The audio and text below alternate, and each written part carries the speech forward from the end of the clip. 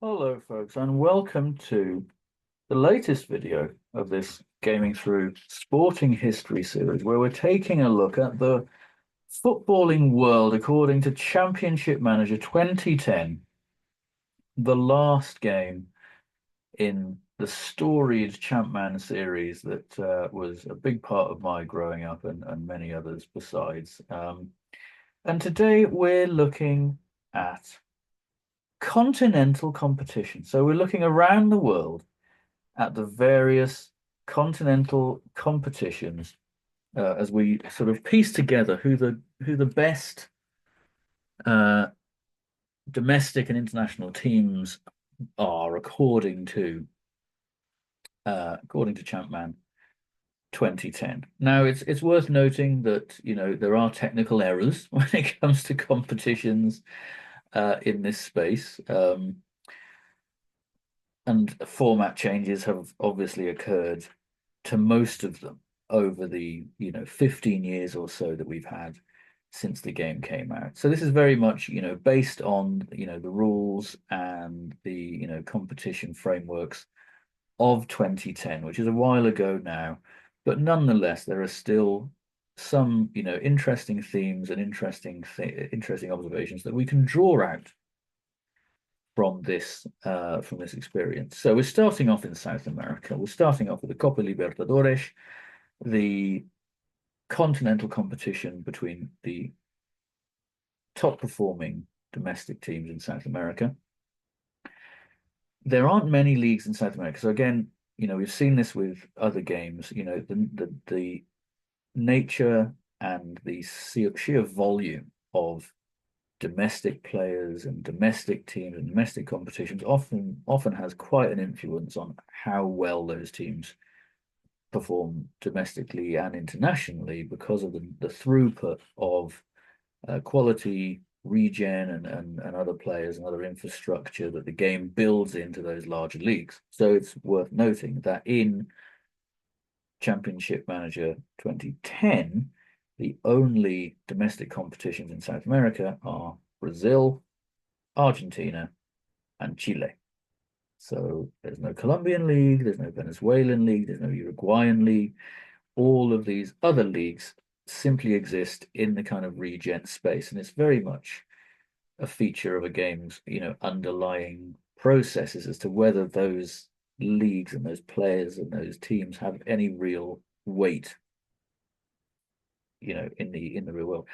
Having said that, the Copa Libertadores has been dominated by those nations, not Chile, admittedly, but by Argentina and by Brazil, and in particular by Brazil. So, looking at this, we're talking about 15 competitions, and it's been won 11 times by Brazilian teams. But it's interesting that despite there being 11 wins, there isn't any one team that's sort of come to dominate. River Plate from Argentina, Flamengo, and Palmeiras are the only teams to have won the competition twice, more than once, since during this period. So there's been quite the spread of champions, let's say, but it's been dominated by Brazil and to a lesser extent Argentinian wins. How has that been reflected in our game? Well, actually pretty accurately. Actually pretty accurately. So down below, again, as with other campaigns in this period, as with other projects for this series, I've done 3 parallel campaigns and collated the information. So across 3 campaigns, so now we're talking about 40 plus champions.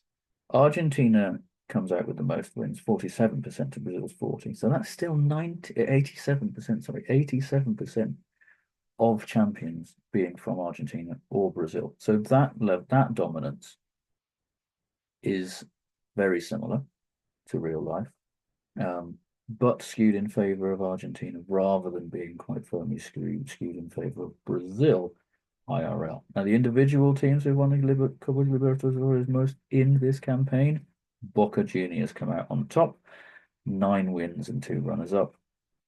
You've got Atlético Paranaense, In the second place, they picked up 4 wins.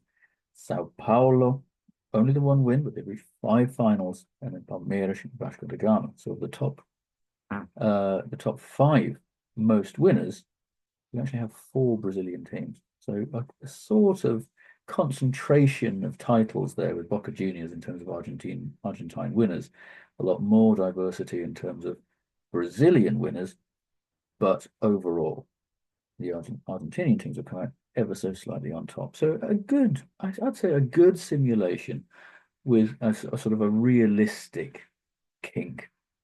Understandable that Argentinian teams may well have had more success in the competition in an alternate timeline, but ultimately quite a valid representation, I'd say, the sort of historical of what our experience has been of the Copa Libertadores during this period. Second tier competition, very similar story.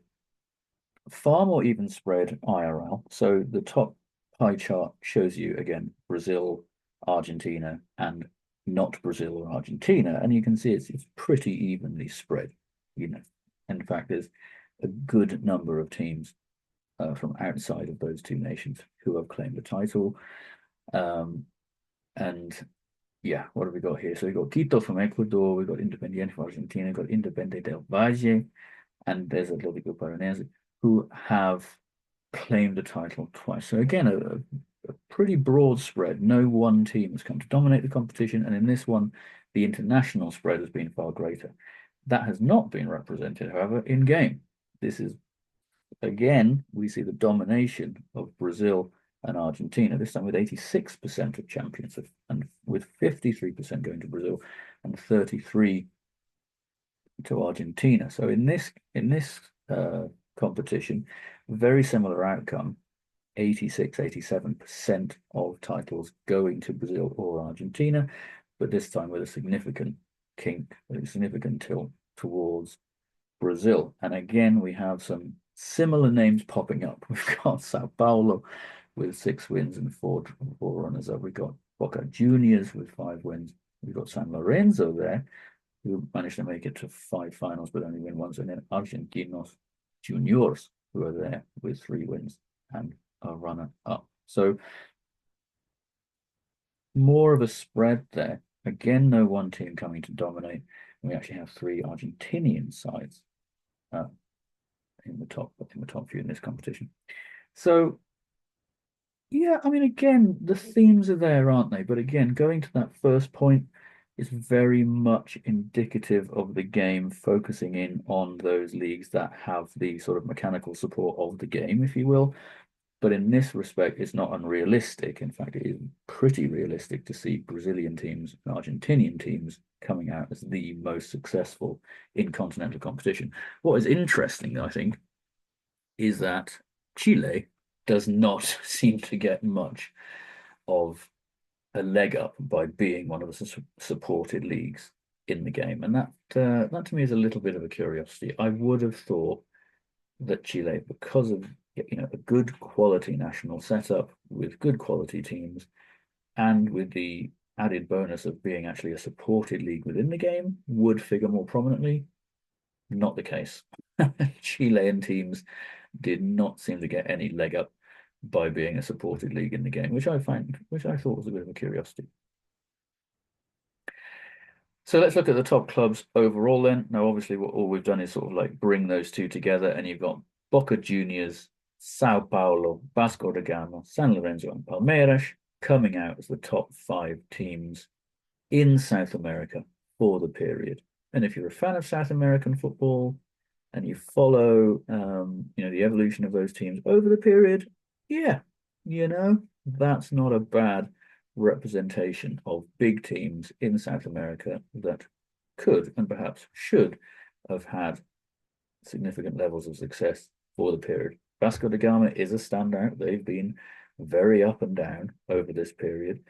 But Palmeiras and Boca Juniors, Sao Paulo, certainly teams that will have figured in the mix for success in domestic and international and continental competition during the period. So interesting. Some teams coming to the fore, but a good representation significant departures, though. We've got Boca Juniors, but we don't have River Plate.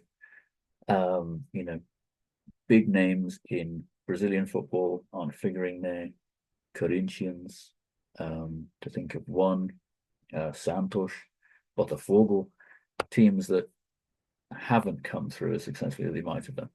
And then when we look at that, then so of those top five, then so neither Boca Juniors nor Sao Paulo or Vasco da Gama have won the Copa Libertadores in this period.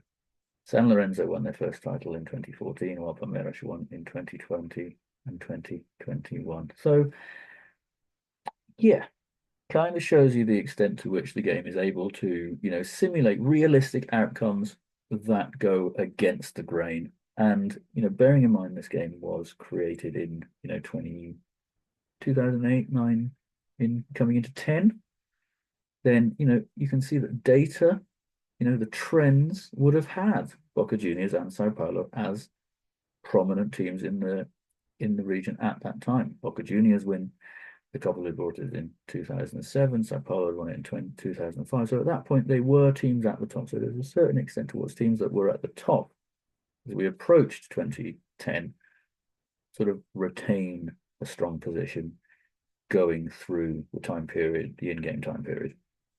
So it's an interesting one. To a certain extent, existing trends continuing, and to a certain extent, the game being able to show teams that have the potential to succeed and break out of their ongoing status. So, done South America. We're moving to Asia. Now, this is an interesting one because there's only two leagues supported in the whole of Asia, and it's Australia and Japan. So this is, again, it's an interesting one to look at to see just how good the game is at simulating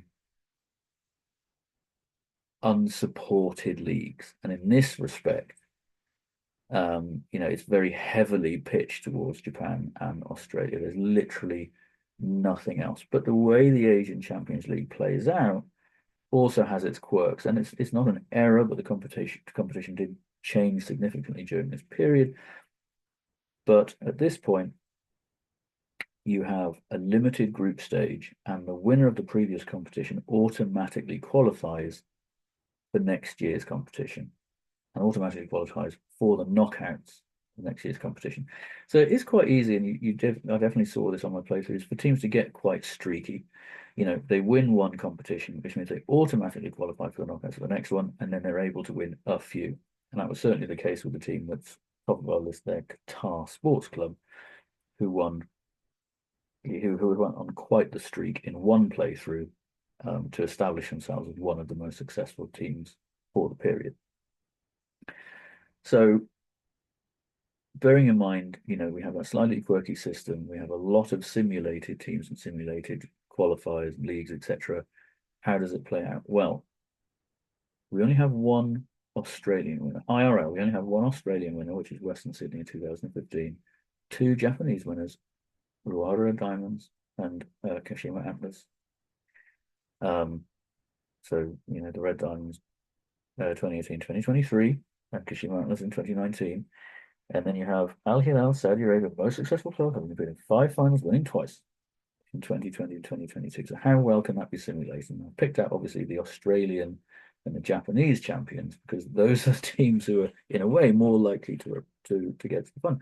But it's interesting that simply didn't happen at this point. Japanese teams won 22% of the time, and Australian teams only 9%. So that's a really interesting one for me, like to see the extent to which the success in this competition, at least, went to teams that had little to no mechanical input. Teams that aren't licensed or supported through some kind of simulated league structure, they just don't seem to even have players. Like, it is entirely some kind of just RNG simulation.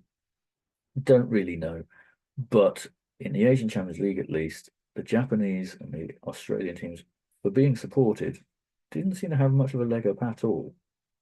less so than the Chilean teams in South America. So a really oddball one, really. But you know, you do have some standouts there. Qatar Sports Club, 6 wins and a runner-up. Beijing Guan, 6 wins. You had Pohang Steelers from South Korea, Gamba Osaka, Ulsan. So of those top four teams, only Gamba Osaka were an actually mechanically supported team in game with their 4 wins and 1 runners-up. All the others are part of this sort of like simulated base of teams.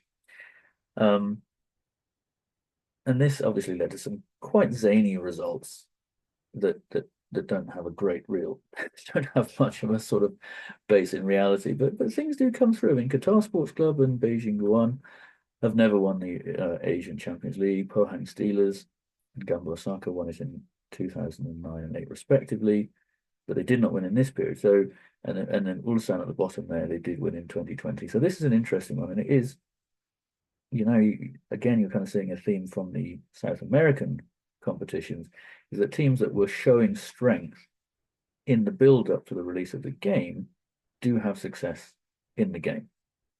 So the game has been quite accurate, perhaps, in representing the quality of teams at the beginning of the game, but their trajectories since have obviously been quite different. And that goes to the national level as well, because you haven't seen those Saudi teams, you haven't seen the Arabian teams coming through and showing success, nor have we even seen, you know, significant continued success for Japanese teams or Australian teams that have that sort of mechanical support. So there's a degree of kind of RNG simulation going on in here, but you can sort of see that the game at least has been pretty good at establishing the quality of teams at the outset and having teams that have shown success in the build up to 2010 continuing some success beyond, which in reality they weren't actually able to achieve. So now we're into Europe. European Champions League. So what are we talking about IRL? Well, English and Spanish teams have combined for 80% of winners, with Real Madrid winning 6 titles and Barcelona 2. Chelsea have also won 2 titles. So a theme, you might say, for the Champions League is a dominance of English and Spanish teams, with obviously a particular emphasis on Spain and Real Madrid with their 6 wins. Now, English and Spanish clubs combine for 60% of champions in the campaign, you know, in the game. So that's not bad. I mean, if you were looking for the game to represent accurately and sort of feasibly that historical trend, then it's done so. There is a clear pitch towards English and Spanish teams establishing some kind of continental dominance, but not to the extent that they have been in real life, 60% as opposed to 80. Looking at the winners, again, there's some consistency there. You know, you do have Barcelona at top with 9 finals and 7 wins. Lyon show their success, 7 finals and 3 wins. Liverpool are there, Juventus are there, Real Madrid are there. Now it's interesting, Real Madrid claimed La Decima in each season. So this is Real Madrid winning their 10th Champions League title, massive milestone, and it's obviously was a source of great pride for you know, Los Merengues. It kind of established them at the very top of historical European football, and it was, you know, quite the moment for them to achieve it. And they did do it. So they claimed a Champions League title in each of the playthroughs, the 3 parallel playthroughs. But as you can see, they didn't exactly dominate. Only 4 titles over 3 campaigns. So they only averaged 1 and a bit. You know, they didn't come out to dominate. Really, Barcelona were the team to dominate, averaging more than 2 Champions League titles across the 3 campaigns. But of course, the other standout is to see Lyon in there in second. So, you know, French teams have famously underperformed in European competition, and I've said they say that Marseille are the only French winners in 1993. So to see Lyon having that level of success was quite interesting. But again, going back into your footballing history, coming into the release of this game in the approach to 2010, Lyon were a dominant force in France. And why did they not translate that national dominance into domestic, into sort of continental dominance? Well, you can point to squad construction, you can point to the competitiveness of Ligue 1, you could point to, issues around, finances, but certainly Lyon couldn't transform that domestic dominance into continental success in the same way that PSG are kind of doing it now, and hence the sort of Farmers League tag that kind of floats around and we'll talk about elsewhere. But it's interesting to see a French team, actually performing significantly better than some of those European greats. And it does beg the question of, what in game has allowed the French teams to do that when in reality it hasn't. And again, it goes to those points that I've raised just now. But I suppose fundamentally, the game sort of doesn't have those prejudices that we have perhaps in the real world, and, playing well. And I suppose, I don't know, Ligue 1 can be competitive, perhaps, in a way in game that it isn't in the real world. I mean, it's a complicated thing to sort of quantify, but the sort of budgetary abilities, the abilities of domestic teams to acquire better players and build better squads, a lot of the structural issues that are perhaps present in French football that kind of like discourage smaller teams kind of establishing themselves and kind of lead to the dominance of just one or two teams over prolonged periods. Perhaps they're simply not there because it's just not as complicated, to acquire and build better squads. Is it just down to raw finance and the fact that, the numbers are not quite there? I mean, this is a game coming out in 2010 where, if you spend 10 million on a player, that's a lot of money.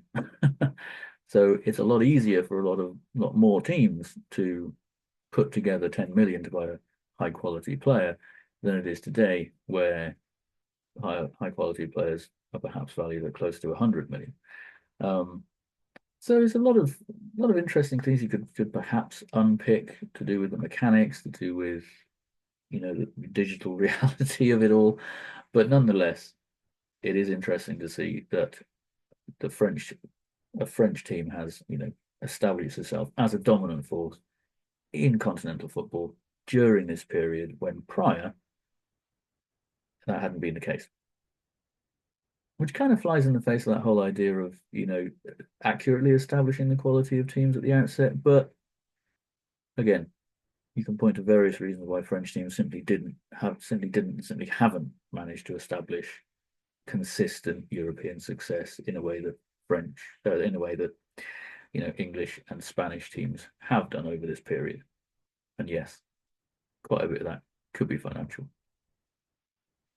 Going into the second tier, a lot broader spectrum of winners, but again, the same theme, if you like, IRL from the Champions League, is that English and Spanish teams combine for the majority of winners, 80% in this case, but 9 of that going to Spain. 9 winners from Spain, 3 from England.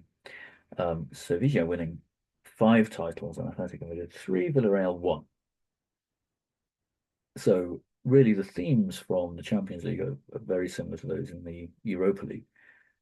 Spanish teams, and in particular one team, Real Madrid and Sevilla, have really established themselves as dominant forces in Europe in their particular European competition over this period. With perhaps English teams following it. I mean, 3 wins is not a great deal in this particular respect. But combining again, we're talking about 80% of winners coming from those 2 countries. Here, though, in the game, this competition in particular, wild. 40% of winners only coming from England and Spain. So far less of the dominance there. But you can see there, in terms of the top 5, a pretty wild spread. So the best performing team, Ajax of the Netherlands, with 3 wins, but only with 3 wins. Atletico Madrid had picked up 3 wins. Lyon again there. I mean, again, a team that will have and there's Barcelona and there's even Sevilla sneaking in with two wins in a row. Now, significantly, of course, and it's changed now, but up until very recently, any team finishing third in their Champions League group would have gone into the Europa League, and this is how this competition played out. So you do get teams who have qualified for the Champions League and then enter into the Europa League and go on to win it. And that seems to have been far more common, if you like, in game than it has been in real life. Barcelona, significant wins in the Champions League, backed up by wins in the Europa League, not necessarily because they had poor domestic seasons and only qualified for the Europa League, but because they failed to reach the knockout stages of the Champions League. And the same would be said for Lyon, who, as we'll see, obviously enjoyed domestic success as well as continental. But in this respect, again, far less of a concentration of success for English and Spanish teams, far broader spectrum of champions. But there is still a significant number of the elite teams dominating competition, either through poor seasons that dropped them into the Europa League rather than Champions League, or by failing to qualify for knockout stages. So it still points towards that sort of like concentration of quality to the top teams in Europe. So overall then, well, bringing it all together, not many surprises. Barcelona come out on top, 10 titles altogether. Quite a jump then from Lyon, who come in at second. Ajax sneak into third. I was quite interested to see that, So they won a Champions League. They reached 5 finals. They could have been far higher up the league if they'd actually managed to pick up wins in those competitions. And they reached 5 finals of the Europa League. So a very good session, a very good campaign for Ajax. They ended up in third. So you got Juventus there with 3 Champions Leagues in the Europa League. Liverpool, far better in the Champions League than Europa League. And then Real Madrid. So those are our top 6 teams for the period. During this period, so to compare, Lyon, they've never won a competition. They've never won a European competition. Ajax, their most recent title had been 1995. Juventus 1996, in fact, beating Ajax. So a lot of the teams there haven't won a continental title in this period or at all. So yeah, really quite different. So then you kind of think, well, how the teams established the established quality at the beginning. It certainly plays out for some teams, doesn't play out for others. And yeah, but that's not a bad top 6. If you were sort of to run the numbers, that would not be a shocking top 6. You have got teams who are able to, enjoy domestic success, convert that into continental success. Real Madrid are certainly down the list in comparison to where they would be in IRL. But then you have teams that have sort of outperformed themselves, certainly in terms of Lyon, certainly in terms of Ajax in European competition. But Barcelona, Juventus, Liverpool, certainly teams that you would fully expect, given their recent histories, to be figuring in that conversation around top 6 teams. But yeah, kudos for French football for turning its reputation around in this game, at least, and to a certain extent, the Dutch league as well. So, what does that say? I think a B. Yes, right. I think a middle of the road score. In terms of the authenticity, integrity, and realism, I think B is about right. Middle of the road. Like, what are the systemic issues that mean that French clubs don't succeed in continental football? Question mark. I mean, question mark, because it's been there, because Lyon were a fantastic team that dominated domestically, and they've had wonderful players, Juninho, etc. I mean, they had quality players, and they had the potential to convert that domestic success to continental, but they didn't. Same might be said about Ajax. for this period at least, because we do know that obviously historically, beyond the confines of the game prior to 2010, Ajax was a real force in football, something that they were able to achieve in game, but they weren't able to achieve in real life. So you kind of got that contrast between teams that historically have succeeded but haven't managed to bring that into the modern era, and teams that were able to sort of establish prolonged periods of success into the modern era. Same can be said about Juventus, given their shortcomings in continental football in particular during this period. But would it be shocking for a simulation to have turned the ship around for Lyon, for French football, and for Juventus? Not at all. So ultimately, a quality, quirky simulation and a solid B, I think, is where we're at. So in terms of continental competition, not bad, champ man.